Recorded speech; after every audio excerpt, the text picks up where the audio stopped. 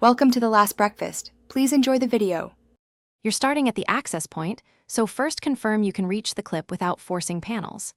Use a trim tool to pry inner fender liners back slightly and expose the clip head. This prevents scratching paint. Once exposed, clear any dirt or salt with a rag so you can see the retaining tabs. You want visibility and room to work. Position a light and steady your hands on the bumper edge before the next move to avoid sudden slips. Now focus on the clip mechanics. Most are push pins with a center post, so lift the post first to release tension and then pry the flange outward slowly. For screw toggle types, turn counterclockwise until the head retracts. For rivet style, drill the head carefully if irreparable.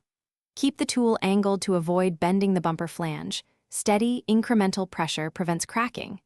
If the clip resists, apply a small amount of penetrating spray, wait a minute, and alternate prying and pulling to free it.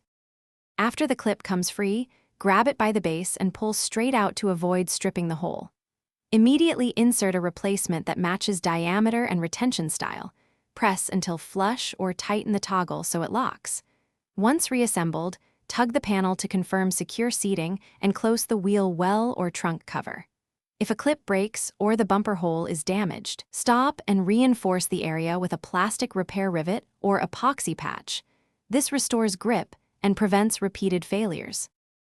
Thanks for watching. If this was helpful, leave a like and consider subscribing. See you next time.